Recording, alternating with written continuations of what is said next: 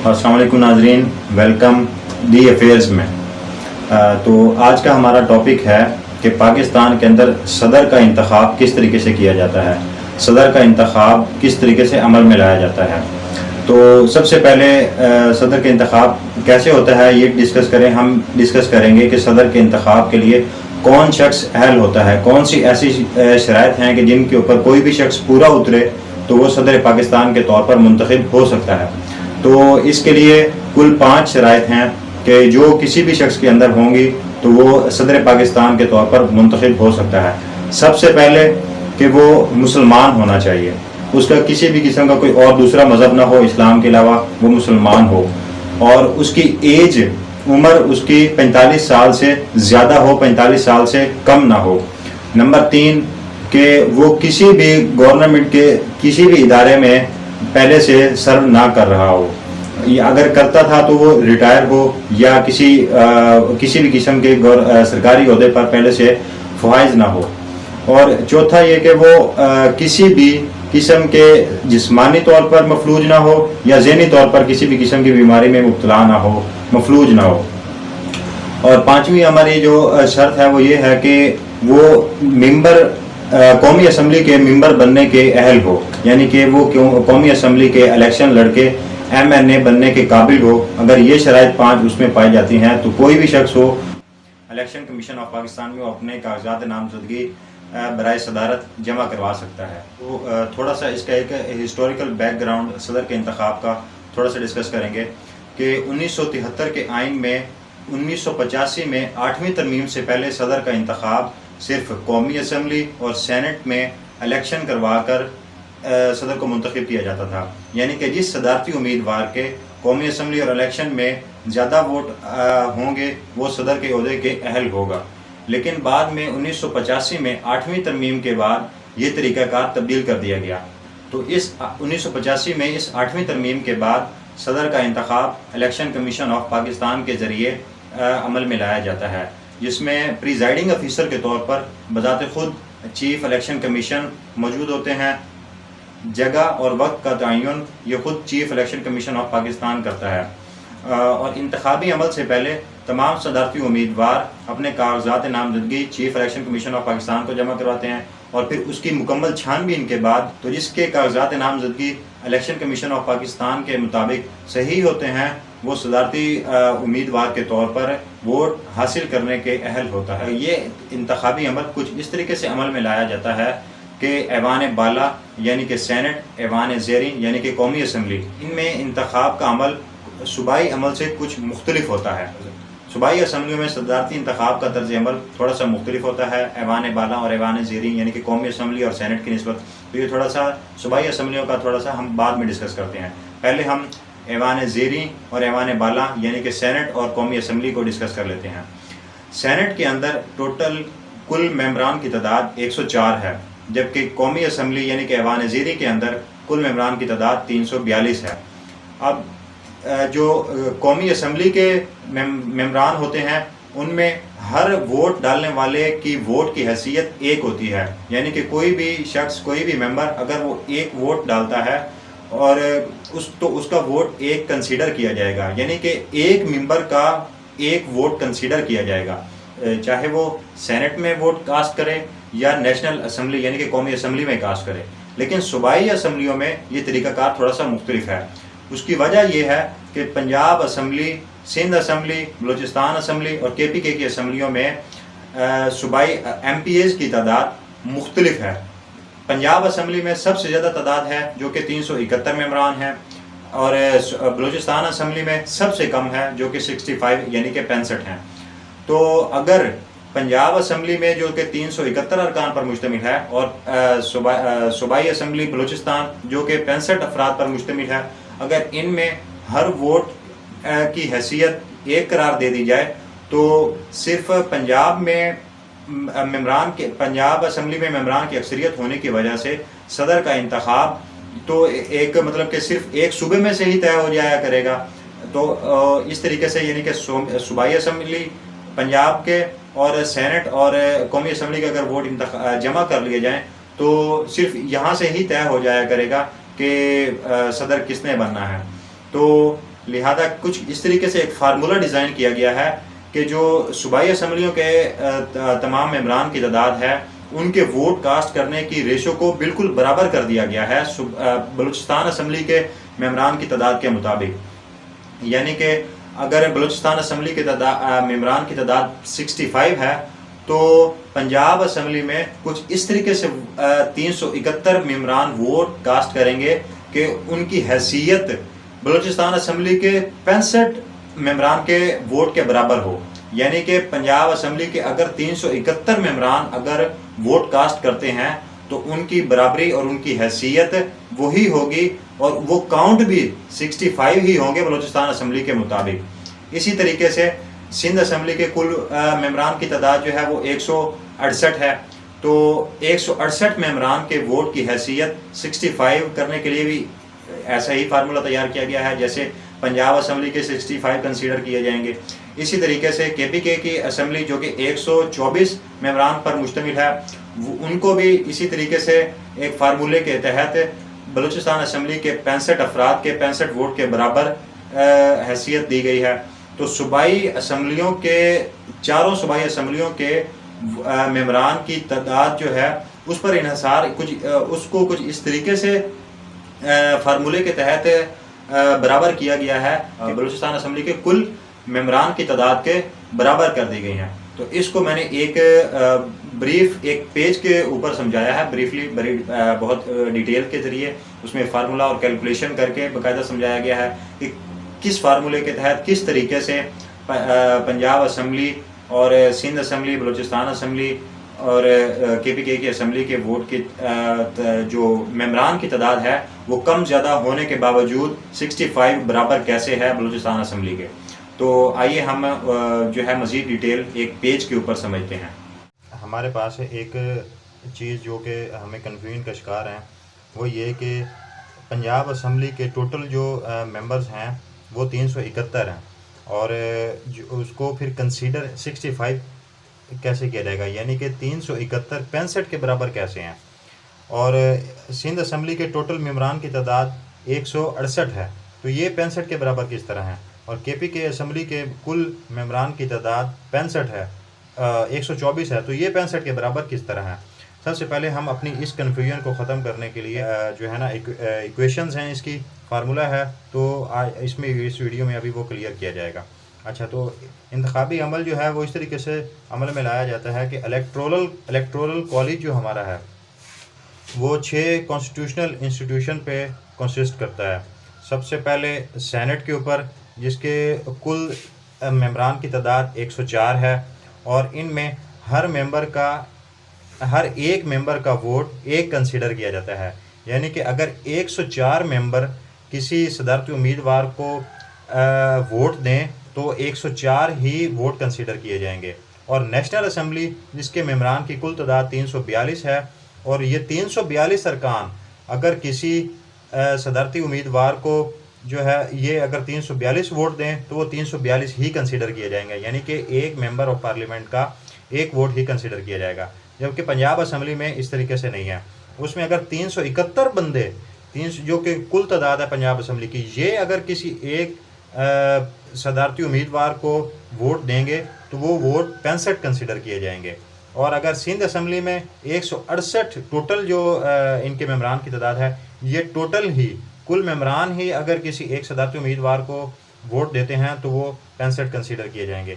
इसी तरीके से KPK असम्बली के 124 उम्मीदवार हैं, अगर ये 124 उम्मीदवार ही किसी को वोट दें तो वो 65 कंसीडर किए जाएंगे, जो कि बलूचिस्तान की कुल तादाद ही 65 है। तो असल मसला ये सारा बलूचिस्तान की वजह से, क्योंकि इसकी मेंबरान की कुल तादाद 65 है, जो कि पूरी चारों सूबाई असम्बलियों में सबसे ज़्यादा कम है।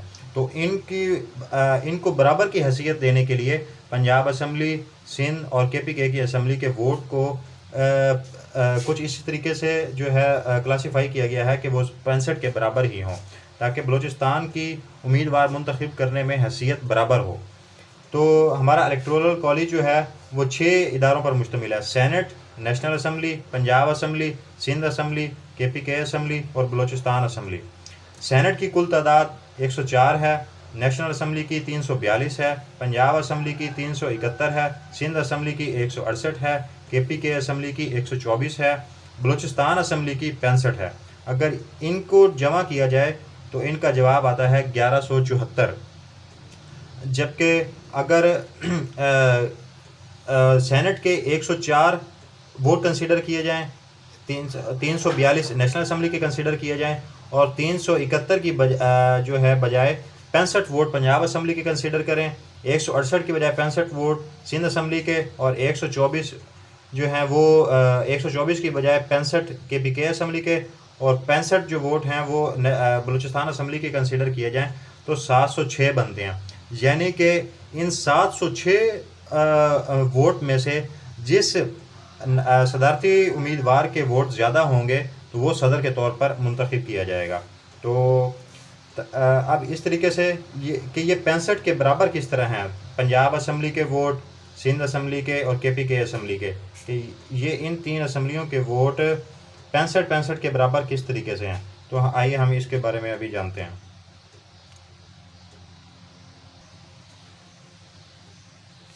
तो पंजाब असम्बली के अगर 5.70 यानी कि अगर पंजाब असम्बली के 5.70 मेंबर होंगे, वोट डालेंगे किसी एक उम्मीदवार को, तो वो एक वोट कंसीडर किया जाएगा।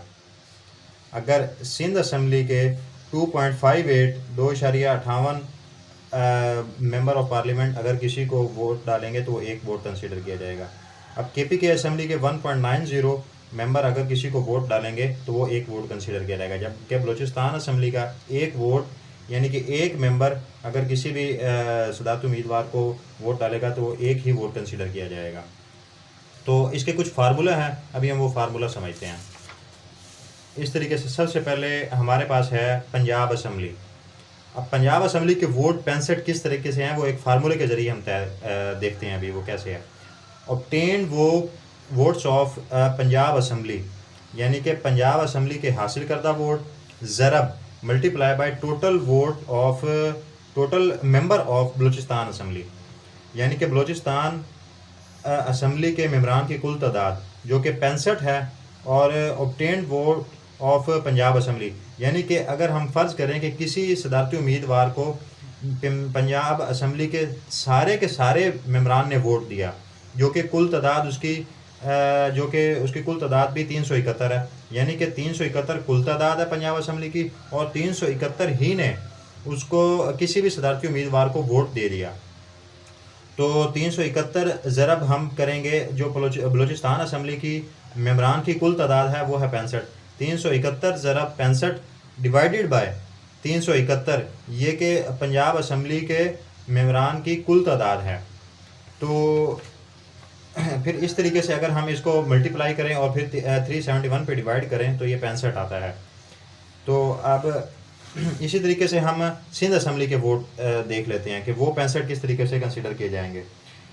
Obtained votes of Sindh assembly, यानी कि सिंध असम्बली में अगर जितने वोट आपने इलेक्टोरल प्रोसेस के दौरान हासिल किए हैं किसी भी सदारती उम्मीदवार ने, multiply by total votes of या total member of Balochistan assembly, यानी कि सिंध असम्बली के कुल मेंबरान की तादाद 168 है 168 है। और अगर किसी सदारती उम्मीदवार को सारी असम्बली ने वोट दे दिए सिंध असम्बली ने जो कि 168 बनते हैं, तो 168 multiply by total member of Balochistan assembly जो कि 65 है, तो फिर हम उसको total votes of Sindh assembly पे डिवाइड भी करेंगे।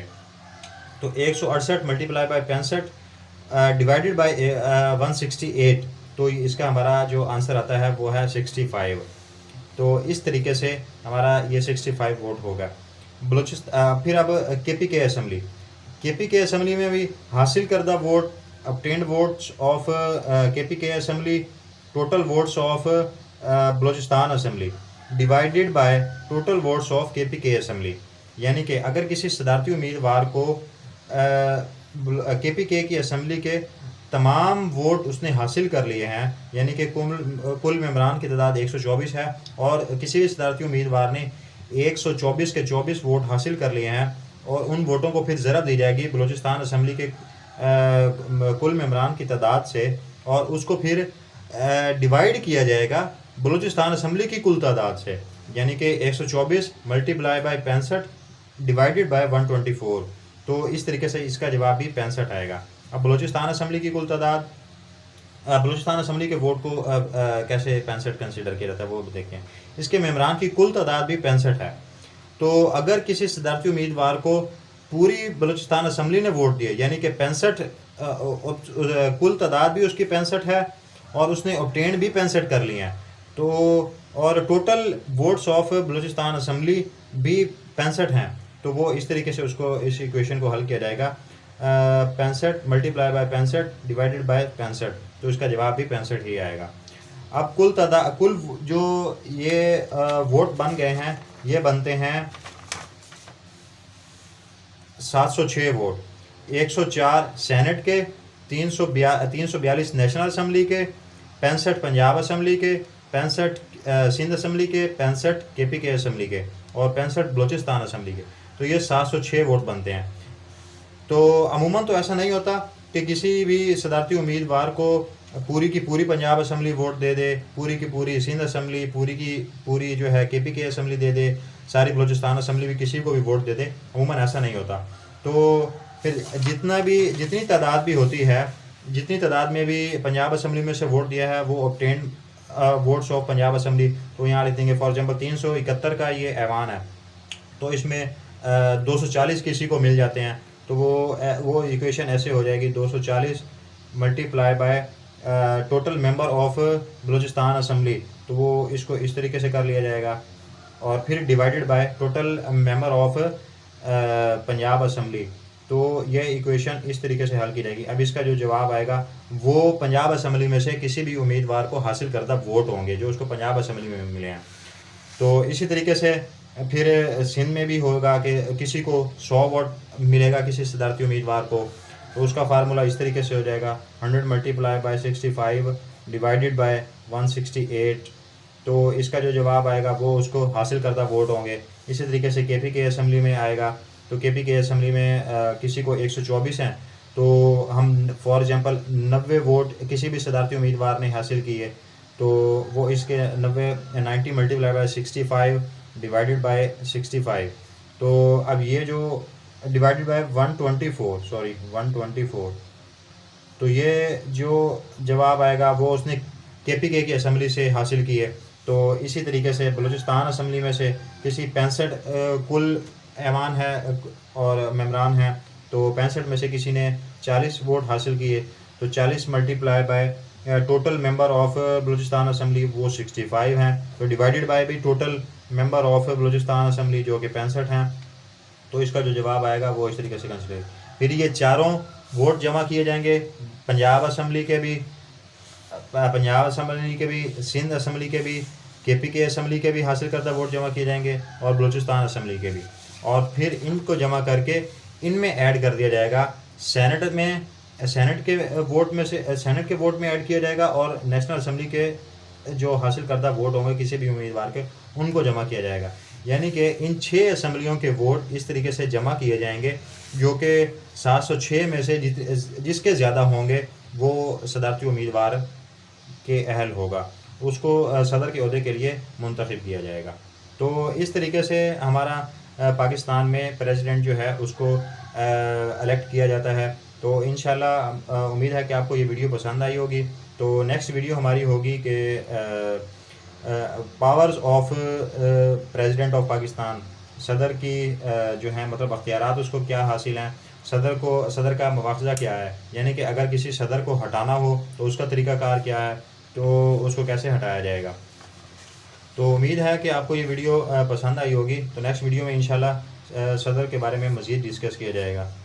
थैंक यू, अल्लाह हाफिज़।